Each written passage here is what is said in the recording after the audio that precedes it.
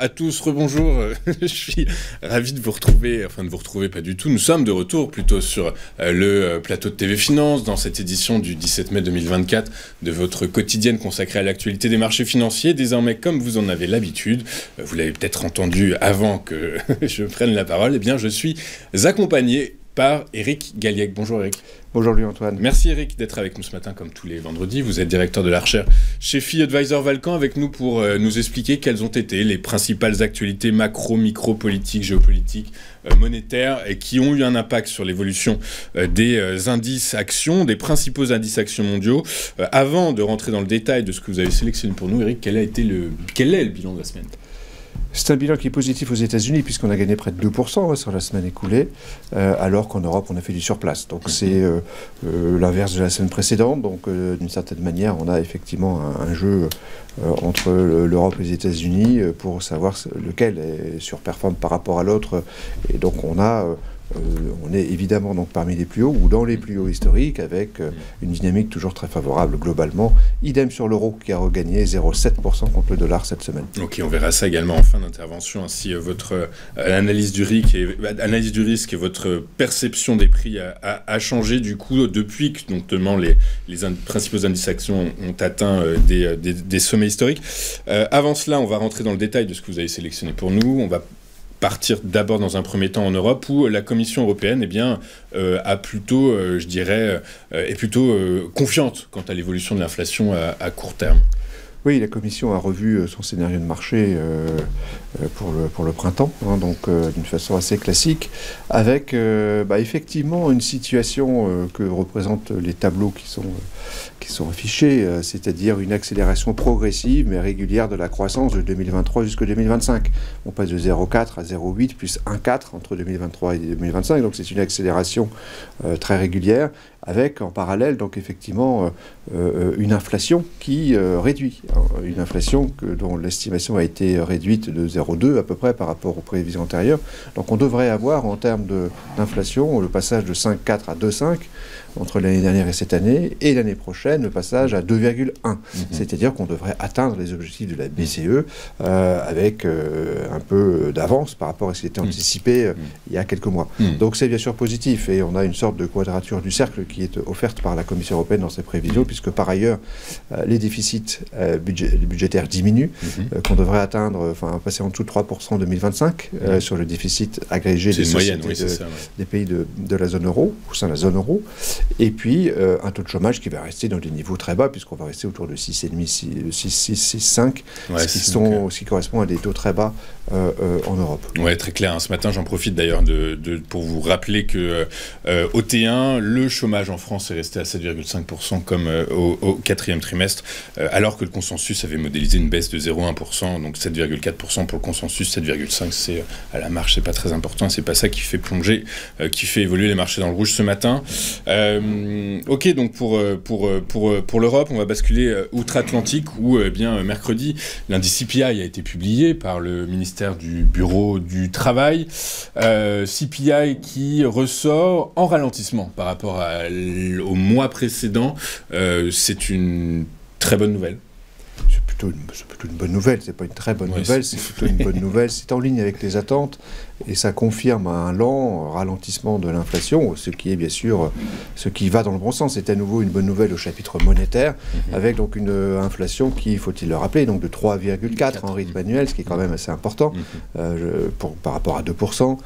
Que le core inflation rate, lui, a baissé de 0,2 au lieu de 0,1. On est passé de 3,5 à 3,4 comme le montre le tableau pour le CPI général et pour le core CPI. Donc on est à 3,6 contre 3,8. Donc on a une baisse de 0,2. Donc voilà, c'est une baisse lente.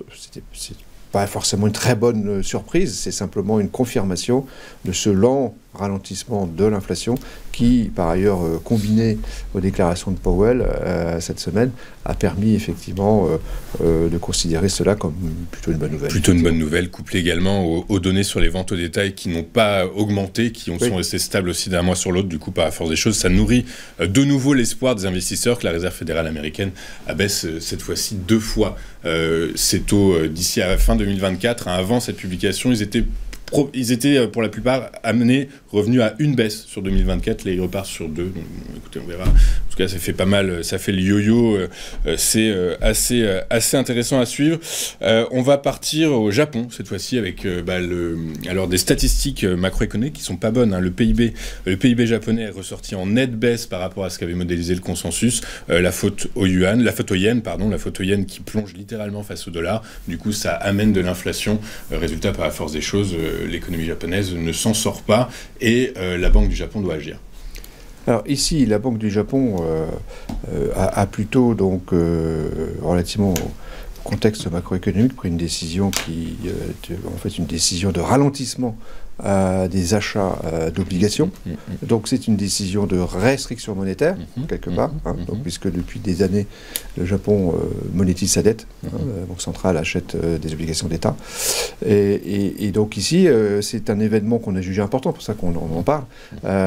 Beaucoup plus que la conjoncture, finalement, c'est cette décision donc, de réduire un petit peu les achats d'obligations, ce qui est une décision, donc à nouveau, de restriction de monnaie, entre guillemets, pour essayer de limiter la baisse du yen. Le graphique montre à nouveau combien le yen a baissé, puisqu'on est passé donc de 110 yens pour un dollar à 150, 160 aujourd'hui, en 3-4 ans. C'est quand même quelque chose d'assez impressionnant. Donc un yen qui a perdu 50% de sa valeur. Donc ça, c'est quelque chose d'important. Et ça pourrait, à terme, si ça devait continuer, justifier ou être la base d'un regain d'inflation au Japon. Il n'y a pas de danger majeur de ce point de vue-là, mais c'est vrai que on parle plus de conjoncture économique elle-même au Japon, qui est un pays bien spécifique, comme on le sait, dont la population diminue de 0,5 à 1% par an, ce qui signifie que le PIB par habitant ne baisse pas. C'est mathématique. C'est des choses qu'il faut aussi apprendre. Donc c'est un pays qui a des difficultés macroéconomiques, on le sait, mais qui globalement gère relativement bien cette situation, me semble-t-il. Très clair, merci. On va finir par ce nouvel acte de la guerre commerciale entre les États-Unis et la Chine. En milieu de semaine, on a appris que Joe Biden avait demandé à son ministre des douanes, son ministre du commerce international, de relever les droits de douane, notamment sur les véhicules électriques en provenance de Chine, pour les porter à 102%, c'est ça que vous avez calculé ? 102,5%. Oui, donc ce sont des chiffres qui impressionnent, évidemment. C'est très agressif. C'est de la démagogie. C'est très agressif. C'est pas voté encore, c'est de la démagogie. C'est à destination des citoyens américains et des votants. C'est de l'achat de droits de vote. Ça coûte cher, 18 milliards. Ça a été modélisé par des académiques américains. Donc ces achats de droits de vote, c'est une matière économique. Donc la théorie des droits de vote et de quelle façon la politique influence donc la conjoncture économique, c'est des choses intéressantes. Alors bon, ici on a donc à nouveau des effets d'annonce. Ça peut paraître très très violent. Bon, la Chine va répondre forcément. C'est ce que dit Janet Yellen, qui disait Washington anticipe. Mais aussi le graphique montre que le solde commercial sino-américain est bien sûr dégradé, mais il a été plus historiquement. Il a déjà été bien plus que les 17 milliards actuels. Donc c'est vrai que ça fait partie, je dirais, de la bataille électorale qui commence. Joe Biden dit finalement à Trump, regardez ce que je fais. Moi, je suis aussi, je laisse pas les portes grandes ouvertes à nos ennemis entre guillemets chinois. J'agis. Voilà. Oui, c'est complètement démagogique. C'est un discours politique, mais c'est quand même d'un point de vue géopolitique, ça montre à nouveau que la controverse commerciale est quand même loin d'être terminée, ce qui n'est pas bon signe pour l'économie et la bourse d'une façon générale. Eh bien écoutez, on va suivre effectivement ça avec attention. C'est que le énième acte de cette guerre sino-américaine, cette guerre commerciale sino-américaine. On attend effectivement la réplique de Pékin dans les jours à venir. Du coup, par la force des choses, quelle est la synthèse de la semaine ? Elle est positive, négative, neutre ? C'est une synthèse neutre, après plusieurs semaines qui étaient plutôt positives. Il y a une neutralité donc entre cette hausse des taxes qui est quand même pas bonne, qui pourrait susciter une réponse chinoise tout aussi agressive, avec des effets, je dirais, concomitant sur l'Europe. Ouais, c'est ça donne des envies aux Européens. C'est vrai que l'Europe pourrait être sanctionnée de ça. La Chine a beaucoup de leviers là-dessus. Donc effectivement, ça c'est plutôt négatif. Un côté négatif aussi sur les rachats, la baisse de l'intensité, on va dire, des achats obligataires de la Bank of Japan, qui est quand même quelque chose d'important et négatif, qui va donc compenser des éléments positifs qui sont relatifs à l'inflation, qui effectivement continue à revenir dans les clous que les banques centrales ont fixés, c'est-à-dire 2% plus. C'est ça, 2% plus, ouais, exactement. Là, exactement. Bon, on ne va pas rentrer dans ce débat-là, mais effectivement, c'est 2 plus. Maintenant, est-ce que cette note neutre a un impact sur votre analyse et votre compréhension des prix de marché actuels et sur la façon dont vous cernez le risque actuellement? Alors, sur l'analyse du risque, donc cette mesure hebdomadaire n'est qu'une partie, évidemment, puisqu'on va regarder l'ensemble de ce qui s'est passé en glissement sur plusieurs mois. Donc, nous, on considère aujourd'hui que le risque est faible. Le niveau de risque tel qu'on le perçoit, all in all, est plutôt faible. Par rapport à l'histoire récente. Ça, c'est le point sur le risque et le fondement de la valeur des choses. Sur la dynamique des prix, qui est un sujet totalement différent, la dynamique des prix est très positive aujourd'hui. Elle est très très positive.